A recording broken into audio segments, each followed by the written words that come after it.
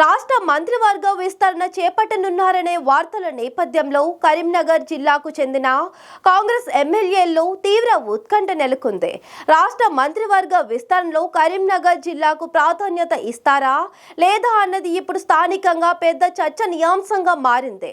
మంత్రివర్గ విస్తరణలో ఎస్సీ సామాజిక వర్గానికి చెందిన నేతల్లో అమహత్య యోగం లభించేదెవరికి అన్నది ఇప్పుడు హాట్ టాపిక్ గా మారింది. సీనియారిటీని పరిగణలోకి తీసుకుంటారా, విధేయతకు పట్టం పడతారా అన్న దానిపై అధికార పార్టీలోనూ ఆసక్తికర చర్చ జరుగుతుంది. ఇప్పటికీ ఎస్సీ సామాజిక వర్గానికి 2 మంత్రి పదవులతో పాటు మరో 2 ప్రభుత్వ విప్ల పదవులను కట్టబెట్టిన సీఎం రేవంత్ పార్టీ అధిష్టానం ఈసారి ఏ నిర్ణయం తీసుకుంటుందనేది ఆసక్తిగా మారింది.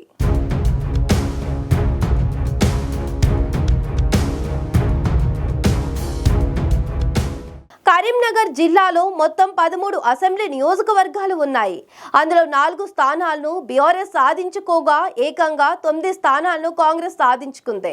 మొదటగా ఏర్పడిన రేవంత్ మంత్రివర్గంలో ఈ జిల్లాకు 2 మంత్రి పదవులతో పాటు మరో 2 ప్రభుత్వ విప్లు దక్కాయి. మంత్రులుగా మంత్రి నియోజకవర్గం ఎమ్మెల్యే దుద్దిల్ల శ్రీధర్ బాబు ఐటీ పరిశ్రమల శాఖ దక్కించుకోగా, హుస్నాబాద్ ఎమ్మెల్యే పొన్నం ప్రభాకర్ రాష్ట్ర రోడ్డు రవాణా శాఖ మంత్రిగా ప్రాతినిధ్యం వహిస్తున్నారు. అలాగే వేములవాడ ఎమ్మెల్యే ఆది శ్రీనివాస్, ధర్మపురి శాసనసభ్యులు అడ్లూరి లక్ష్మణ్ కుమార్ ప్రభుత్వ విప్లుగా ఉన్నారు. మొదటగా జరిగిన మంత్రివర్గ విస్తరణలో రేవంత్ ప్రభుత్వం కరీంనగర్ జిల్లాకు 2 మంత్రి పదవులతో పాటు మరో 2 విప్లను కేటాయించి సముచిత ప్రాధాన్యత కట్టబెట్టారు.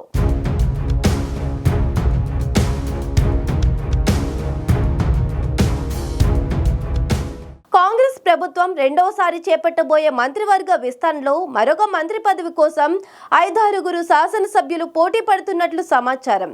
అందులో మానకొండూరు ఎమ్మెల్యే కవ్వంపల్లి సత్యనారాయణ, అడ్లూరి లక్ష్మణ్ కుమార్, వేములవాడ ఆది శ్రీనివాస్ కూడా ఉన్నట్లు తెలుస్తుంది.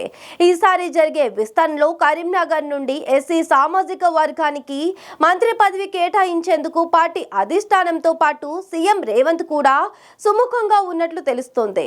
ఇందుకు పార్టీ జాతీయ అధినేత మల్లికార్జున్ ఖర్గే కూడా సమ్మతించడంతో జిల్లా ఎమ్మెల్యేల్లో పోటీ పెరిగిందని చెప్పవచ్చు. ఇందులో ఎస్సీ సామాజిక వర్గం నుంచి 3 ఎమ్మెల్యేలు మంత్రి పదవి కోసం పోటీ పడుతున్నట్లు తెలుస్తుంది. చొప్పందండి ఎమ్మెల్యే మేడిపల్లి సత్యం, ధర్మపురి ఎమ్మెల్యే అడ్లూరి లక్ష్మణ్, మానకొండూరు ఎమ్మెల్యే కవ్వంపల్లి సత్యనారాయణలు పోటీ పడుతున్నారు.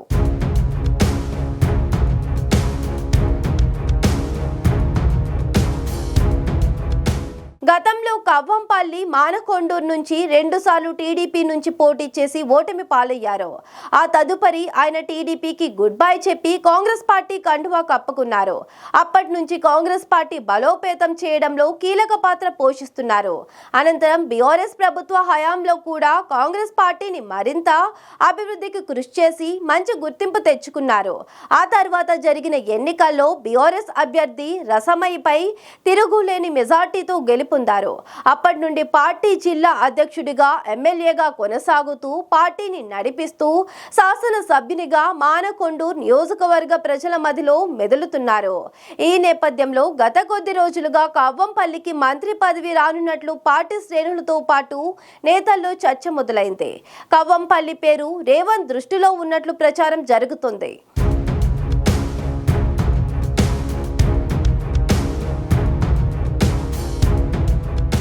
ధర్మపురి ఎమ్మెల్యే అడ్లూరి లక్ష్మణ్ కు అధిష్టానం మంత్రి పదవి కేటాయింపులో ప్రాధాన్యత ఇస్తుందా లేదా అనే దానిపై జిల్లా పార్టీ శ్రేణుల్లో చర్చ కొనసాగుతుంది. చొప్పందండి ఎమ్మెల్యే మేడిపల్లి సత్యం కూడా ఆది నుంచి కాంగ్రెస్ పార్టీలో ఉన్నారు.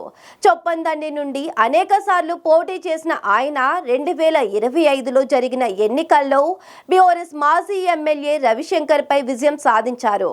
అప్పటి నుండి ప్రభుత్వం ప్రవేశపెట్టిన ప్రజా సంక్షేమ పథకాల ఫలితాలను పేదలకు అందించడంలో సత్యం నిమగ్నమయ్యారు.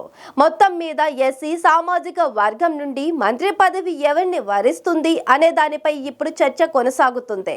ఇదిలా ఉంటే జిల్లాకు 2 మంత్రి పదవులు కేటాయించి ప్రాధాన్యత ఇచ్చిన పార్టీ అధిష్టానం ఈసారి జిల్లాలోని 2 మంత్రుల్లో ఎవరికి ఉద్వాసన పలుకుతుందోనన్న చర్చ కూడా జరుగుతుంది. ఈసారి జరిగే మంత్రి పదవి విస్తరణలో 2 మంత్రుల్లో ఒకరిని పక్కన పెడితే తప్ప ఎస్సీ సామాజిక నియోజకవర్గ ఎమ్మెల్యే మంత్రి పదవి ఇవ్వలేమన్న ధోరణిలో ఇటు పార్టీ అధిష్టానంతో పాటు అటు సీఎం మల్లగుల్లాలు పడుతున్నారని చెప్పవచ్చు. మొత్తం మీద ఈ మంత్రివర్గ విస్తరణలో ఎస్సీ సామాజిక వర్గానికి చెందిన శాసనసభ్యులకు న్యాయం చేయాలనుకుంటే ఇప్పుడు ఉన్న ఇద్దరు మంత్రుల్లో మొదటగా మంత్రి పొన్నం ప్రభాకర్ను పక్కన పెడతారనే ఊహాగానాలు బలంగానే వినిపిస్తున్నాయి. ఏది ఏమైనా ఈసారి జరిగే మంత్రివర్గ విస్తరణలో ఇటు పార్టీ అధిష్టానం అటు సీఎం రేవంత్ ను ఇరకాటంలో పెట్టే విధంగా ఉందని చెప్పొచ్చు.